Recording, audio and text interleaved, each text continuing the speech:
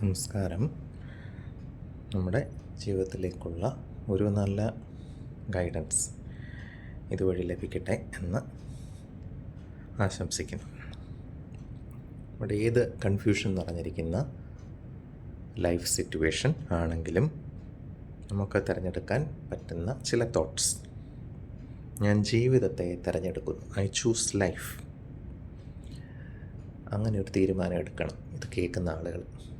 ജീവിതം വേണ്ട എന്ന് വെക്കുന്ന ആൾ എന്ത് ചെയ്യണം? ജീവിതം വേണം, ഞാൻ ജീവിതത്തെ തിരഞ്ഞെടുക്കുന്നു, ഐ ചൂസ് ലൈഫ് എന്ന് തീരുമാനിക്കുക. അതെന്തിനു വേണ്ടിയാണ്? കാരണം അങ്ങനെ നിർത്താതെ I won't give up doing the things I am passionate about because of others. മറ്റു പലരും നമ്മൾ ചെയ്യുന്ന ഒരു നന്മ, മനസാക്ഷിയുടെ ഒരു നന്മ പ്രവർത്തനം വേണ്ട എന്ന് വെക്കുകയാണെങ്കിൽ, ആ നന്മ ഹൃദയമാണ് നമുക്ക് മുന്നറിയിപ്പ് തന്നതെങ്കിൽ ചെറിയ രീതിയിലെങ്കിലും ആ നന്മയ്ക്ക് വേണ്ടി നിലപാട് എടുക്കുക, വ്യതിചലിക്കാതെ.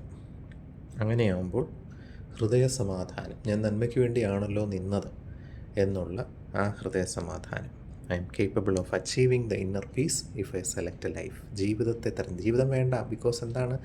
മറ്റുള്ളവരെല്ലാം എതിർക്കുകയാണ്, അല്ലെങ്കിൽ അനുകൂലമായ ആരുമില്ല, സപ്പോർട്ട് ആരുമില്ല. അപ്പം നിങ്ങളുടെ സപ്പോർട്ട്, അല്ലെങ്കിൽ നമ്മുടെ ഓരോരുത്തരുടെയും സപ്പോർട്ട് നന്മ ചെയ്യാനാണെങ്കിൽ നമ്മൾ തന്നെയായിരിക്കണം നമ്മുടെ ഇൻസ്പിറേഷൻ. എന്നിട്ട് എങ്ങനെയാണ് മുന്നോട്ട്? സ്വയം നന്ദി പറയുക ദൈവത്തിന്. എങ്ങനെ? എനിക്ക് ലഭിച്ച ഈ കാഴ്ചപ്പാടിന്, നന്മയ്ക്ക് വേണ്ടി നിന്നാൽ ആത്യന്തികമായ വിജയമുണ്ട് എന്ന് മനസ്സിലാക്കുന്ന ആ കാഴ്ചപ്പാടിനൊക്കെ നന്ദി പറയുക. ലഭിച്ചതായിട്ടുള്ള, ജീവിതത്തിൽ ലഭിച്ച ചെറുതെങ്കിലും നന്മ എന്ന് ഓർക്കുന്ന എല്ലാ നല്ല കാര്യങ്ങളെയും എണ്ണി എണ്ണി നല്ലത് നന്മ പറയുക. അടുത്ത ഒരു മെസ്സേജ് വന്നത്, ഇറ്റ്സ് ഓൺലി എ തോട്ട്. മനസ്സിലെപ്പോഴും നമുക്ക് ചിന്ത വരുന്നത് സാഹചര്യങ്ങൾ നോക്കിയുള്ള വിപരീതമായ ഒരു ചിന്തയാണ്. സാഹചര്യങ്ങൾ അതാണ് പറയുന്നത്, വിശ്വസിക്കരുത് എന്ന് പറയുന്ന, അല്ലെങ്കിൽ ഈ അബദ്ധമാണ്, അല്ലെ വേദനയാണ്, ദുഃഖമാണ്, നിരാശയാണെന്ന് പറയുന്ന, നമ്മളെ താഴോട്ട് ഇരുട്ടിലോട്ട് വലിച്ചു കെട്ടുന്ന അന്ധകാര പിശാചിക ശക്തികളുണ്ട്. ആ ചിന്തയ്ക്ക് പകരം ബോധപൂർവം മറ്റൊരു ചിന്തയെ കൊണ്ട് തടുക്കുക. ഇപ്പം നമ്മൾ പറയാറില്ലേ, ഒരു ശത്രു ഒരമ്പയച്ചാൽ വജ്രായുധം കൊണ്ട് മറ്റേ അമ്പിനെ തകർക്കുന്നതായ ശക്തി, അതായിരിക്കണം നമ്മുടെ ഹൃദയത്തിൽ നിന്ന് വരുന്ന ആത്യന്തികമായ നന്മയുടെ ചിന്ത. ഇത് മാറിയാലും, ഈ ചിന്ത ഇങ്ങനെ നിന്നാലും ഞാൻ ജയിക്കുമെന്നുള്ള ആ ചിന്തയാണ് ഞാൻ തിരഞ്ഞെടുക്കുന്നത്.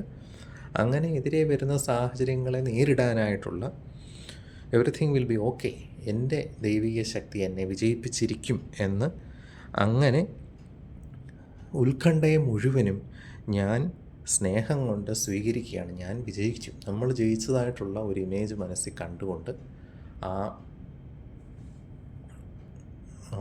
ജയത്തിലേക്ക് നടന്നെടുക്കുക. എന്നിട്ട് പറയണം എന്ത് നമുക്ക് കേൾക്കത്തക്കവണ്ണം, ഐ ഡിസേർവ് ദ ബെസ്റ്റ്. ഞാൻ ഏറ്റവും നല്ലത് തന്നെ അർഹിക്കുന്നുണ്ട്, അതെനിക്ക് കിട്ടുകയും ചെയ്യും. എന്നിട്ട് തകർന്നതായ സാഹചര്യത്തിൽ നിന്ന് അതേ തന്നെ നോക്കിക്കൊണ്ട് നിൽക്കാതെ ആ വേദനയിൽ നിന്ന് സുഖപ്പെട്ടതായിട്ടുള്ള അവസ്ഥയിലേക്ക് നോക്കി വിജയം ഏറ്റെടുക്കുക. എന്നിട്ട്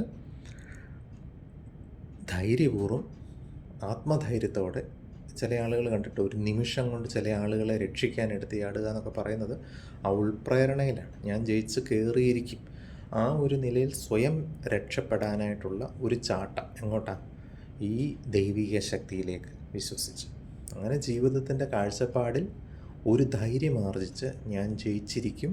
അതുപോലെ തന്നെ ബന്ധങ്ങളിലാണെങ്കിലും ഒന്നിനും ധൃതി പിടിച്ചു പറിക്കേണ്ട കാര്യമില്ല. നമുക്ക് അർഹതയുള്ളത് നമ്മളിലേക്ക് തന്നെ വരുമെന്നുള്ള ആ ഉത്തമ ബോധ്യത്തോടു കൂടി ഞാൻ ജീവിതത്തെ അവസാനിപ്പിക്കുകയല്ല, ഞാൻ ജീവിതത്തെ തിരഞ്ഞെടുക്കുകയാണ് എന്ന് പറഞ്ഞുകൊണ്ട് വിജയിക്കുന്നത് ഹൃദയത്തിൽ കാണുക. ചിലത് നമ്മുടെ കയ്യിൽ നിന്ന് നഷ്ടപ്പെട്ടിട്ടുണ്ടാവാം, നഷ്ടപ്പെട്ടു വന്നതായ തോന്നലിലിരിക്കുകയായിരിക്കും, അല്ല എല്ലാം ഇവിടെ വെച്ച് തകർന്നിരിക്കുന്നു എന്ന് തോന്നുന്നത്. പല ധൃതി പിടിച്ച് പറിക്കേണ്ട യാതൊരു കാര്യമില്ല. വിട്ടുകൊടുക്കുക ദൈവീയ ശക്തിക്ക്. എന്നിട്ട് അവിടെ ദൈവശക്തി എങ്ങനെയാണ് ഇതെനിക്ക് അനുകൂലമായി പ്രവർത്തിക്കാൻ പോകുന്നതെന്ന് നോക്കിക്കാണുക. അതാ പറയുന്നത്, നമ്മുടെ പരാജയത്തിൽ നിന്നുകൊണ്ട് തന്നെ അത് വിജയത്തിലേക്ക് വരുന്നുവെന്ന് നോക്കിക്കണ്ട് ആ ധൈര്യം ആർജിക്കുക.